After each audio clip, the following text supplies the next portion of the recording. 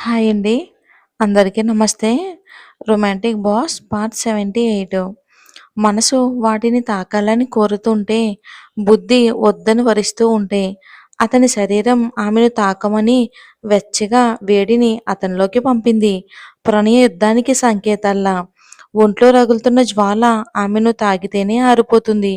ఇది వయసు తాలూకు మగతనపు ఛాయ కదా! 2 తనువులు కలిస్తేనే కానీ ఆ వేడి చల్లారదు. తెలియకుండానే కలిసిన తనువులిప్పుడు నిజంగానే ప్రేమపూర్వకంగా కలవాలని ఉంది. కానీ అందుకు అతను సిద్ధంగా లేడు. ఆమెను గాఢంగా హత్తుకున్నాడు. అతని స్పర్శలో తేడా ఆమెకు ఈజీగా అర్థమయింది. ఏదో ఆనందంగా ఉంది ఆమెలో. బేబీ అని మర్దవంగా పిలిచాడు అర్జున్. చిన్న ఆనందం ఆమె కంట్లో తడి. అతను చేతిని టచ్ చేయగానే దూరం జరిగి ఆమె అతన్నే చూస్తూ ఉంది. కళ్ళల్లో నీళ్లు తిరిగాయి ఆమెకు. ఆమె కన్నుల్లో తడి అతని హృదయాన్ని ముక్కలు చేసింది. ఆ కన్నులకు అతని తడి పెదవులు అద్దాడు. అతని షర్ట్ గట్టిగా పట్టుకుంది చందన. ఆమె చిట్టి ముక్కుని మునిపంటితో కొరికాడు. ఆమె పెదవులు అదురుతూ ఉంటే దూరం జరిగాడు. నిరాశగా అతన్ని చూసింది చందు బేబీ. ఇంకొక వైపు కిస్ చేయలేదనే అలక కూడా ఉంది. ఏంటి అలా ఉన్నావు అని నవ్వుతుంటే, డిన్నర్ చేశారా సార్ అని అడిగింది మన చందు బేబీ. లేదు, 10 అవుతుంది కదా, తింటారా? ఇక్కడే హాట్ బాక్స్లో ఉన్నాయని అంది. హా పెట్టు అని అన్నాడు. ఇద్దరు బెడ్ మీద కూర్చుని మధ్యలో బాక్స్ పెట్టారు. ఒకరికొకరు సర్వ్ చేసుకుని తింటున్నారు. ఇంతసేపు తినలేదా? లేదు సార్, తిన్నాను. మటన్ కర్రీ సూపర్ ఉంది. చెఫ్ చేశారా? లేదు అని అన్నాడు తింటూ. మరి ఈ కర్రీస్ అర్జున్ పట్వారీ చేసినట్టుంది. ఆయన చాలా బాగా కుక్ చేస్తారు అని అంది నవ్వుతూ. మీకులా మాత్రం కాదు. అతనికి కుకింగ్తో పాటు ఇంకా చాలా వచ్చు. అలాంటి పర్సన్స్ చాలా రేర్గా ఉంటారు అని అంది అతని నవ్వుకు మూతి ముడిచి. బాగానే అర్థం చేసుకున్నావే. వెటకారం అతనిలో. మరి మీలా కడుపులోనే ఏం దాచుకోడు అని అంది తను కూడా ఇడ్లీ తింటూ. ఆమె తినే విధానం చూసి అదేం పిచ్చి టేస్టు అని నవ్వాడు అర్జున్. ఇది పిచ్చా అని అంది. ఇడ్లీని మటన్ కర్రీలో టిప్ చేసి తింటుంది. హా అని మూతి తిప్పి, ఈ కర్రీలో అన్ని ఐటమ్స్తో పాటు చింతపండు వేశాడు పట్వారీ గారు. చాలా బాగుంది. నాకు లెమన్ చింతపండు అయితే చాలా ఇష్టం అని నవ్వుతూ తింటూ ఉంటుంది. ఆమె మాటలకు అర్జున్ పెదవులు అందంగా విచ్చుకున్నాయి. అదేంటో అర్జున్ సార్, ఈ మంత్ అంతా మీరు పంపిన హోటల్లో ఫుడ్డే. అర్జున్ పట్వారీ చేసిన ఫుడ్ కూడా సేమ్ ఉంటాయి. టేస్ట్ అయితే బెస్ట్ అని అంది నవ్వుతూ. సన్నని నవ్వు అతనిలో. చాలా మంది బాయ్స్కి కుకింగ్ వచ్చు అని అంది అతన్ని చూస్తూ. అంటే నాకు వంట రాదని దెప్పు పొడుస్తున్నావా? ఆ అదేం లేదు సార్. మీకు వంటే కాదు ఏదీ రాదు అని గొణికింది చందు బేబీ. ఏదీ రాదా అంటే? అతని కనుబొమ్మలు ముడిపడ్డాయి. ఒక్కసారిగా మన చందు బేబీ మూతి తిప్పింది.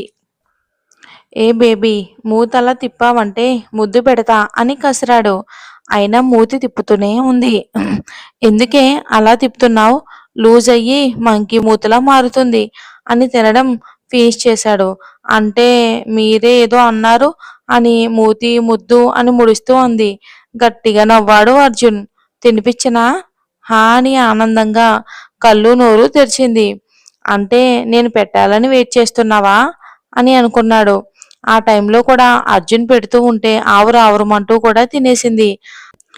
అసలు తినకుండా ఉన్నదా, లేక 1 అవర్ బ్యాక్ తిన్నా సరే ఇంత ఆకలేస్తుందా అని మనసులో అనుకున్నాడు. అన్ని రకాల కర్రీస్ చాలానే తినేసింది. ఆమెకు హెవీ అవుతుందని బాధ అతనిది. ఇద్దరూ తినేసి బెడ్ మీదకి ఒరిగారు. అతని గుండెలపై పిల్లోని చేసుకుని అర్జున్ని చూస్తుంది. ఇక నిద్రపో బంగారం అని అంది ముద్దుగా. What happen? మిమ్మల్ని చూస్తూ ఇలాగే ఉంటాను. ఎందుకు? సైట్ తెచ్చుకోవడానికా? వెటకారం ధ్వనించింది అర్జున్ మాటల్లో. ఆమె ఏదో చెప్పేలోపు అర్జున్కి ఏదో కాల్ వస్తూ ఉంటే స్క్రీన్ మీద నెంబర్ చూసి అర్జున్ ఫోన్ లిఫ్ట్ చేశాడు. ఇక అవతలి వ్యక్తి చెప్పిన మాటలు విని ఓకే, బట్ ఉదయపూర్ జిఎన్సి బ్రాంచ్లో అడుగు అన్నాడు. ఆ బ్రాంచ్ నేమ్ వినగానే బేబీకి ఎక్కడో విన్నాను అన్న ఆలోచన వచ్చింది. బట్ లైట్ తీసుకుంది. అతనితో ఉన్నప్పుడు అతని ఆలోచనలు తప్ప మరేదీ ఉండకూడదు. అతని కాలు మాట్లాడుతూ ఉంటే అతన్ని చేత్తో ఆడుకుంటుంది. చేతి మీద ఉన్న హెయిన్ లాగుతూ ఉంటే చురుక్కుమని అబ్బా అన్నాడు అర్జున్. గట్టిగా నవ్వింది చందు బేబీ. కాల్ అవగానే సార్ షేవింగ్ చేసుకోవచ్చు కదా అని అంది గడ్డం పీకుతూ. ఏ ఏంటే చిన్నపిల్ల వేషాలు వేస్తున్నావు అని ముద్దుగా కసిరాడు అర్జున్. సార్ మిమ్మల్ని ఒకటి అడగనా? అడుక్కో అని సెల్ చూస్తూ ఉన్నాడు.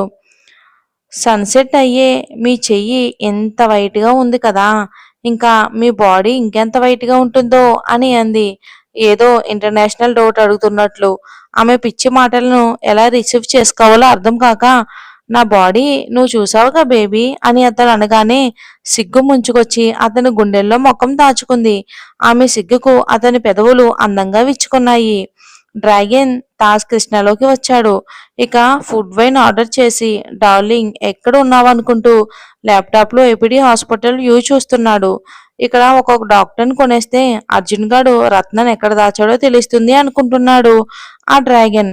ఇక రేపైనా హీరో విలన్ని మీట్ అవుతారో లేదో చూద్దాం. ఇక దుర్గమ్మ అన్నం తినిపిస్తూ ఉంటే ఫోన్ చూసుకుంటూ తింటుంది శాన్వి. బిడ్డ, మా నాయన అంతగా నచ్చలేదు కానీ నువ్వు ఆడ మాత్రం బుద్ధిగా ఉండాలి.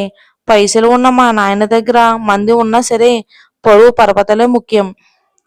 ఆ ఇంటి దానివి కాబోతున్నావు అంటే 1000 జన్మల పుణ్యం అని అంది దుర్గమ్మ.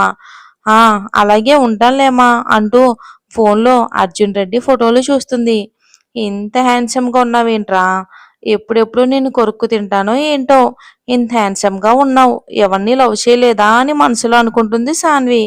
ఇక అర్ధగంట తర్వాత బైక్ని ఆపాడు మన అల్లరోడు. గౌతమ్ అక్కడికి వచ్చాడు. అయినా ఈ టైంలో ఇక్కడేం పని అని చుట్టూ చూసి అదిరిపడ్డాడు. శ్మశానం నడి మధ్యలో బైక్ని ఆపాడు అల్లరోడు. చుట్టూ శవాలు, పాతిపెట్టిన బొందలు, ఇంకొక వైపు శవం కాలుతూ ఉంది. తెల్లగా నల్లగా పొగలు కక్కుతూ ఉంది. కువ్వు అనే రాగాలు వినబడుతున్నాయి. గౌతమ్కు గుండె అదురుతూ ఉంటే అల్లరి పట్వారి అని పిలిచాడు ఆ శవాల్ని చూస్తూ. సార్, నా పేరు అల్లరి పట్వారి కాదు, అర్జున్ పట్వారి అని గర్వంగా చెప్పాడు.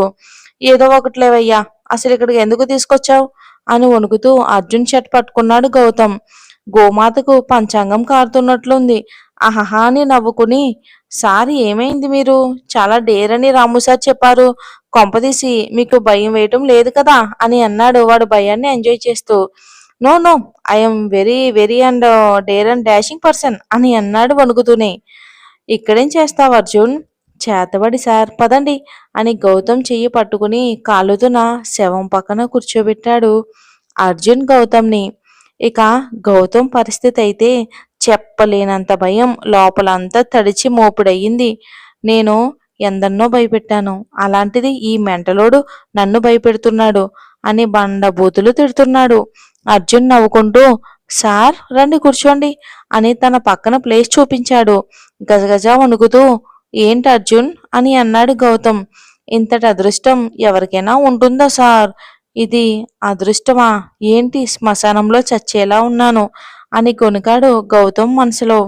మరి మన అల్లరి పట్వారి అదే అర్జున్ పట్వారి ప్లాన్ ఏంటి అనేది వచ్చే పాటలో చూద్దాం. ఇక నెక్స్ట్ ఎపిసోడ్ కూడా రేపే వస్తుంది. సారీ ఫర్ ది లేట్ అండి. Thanks for watching.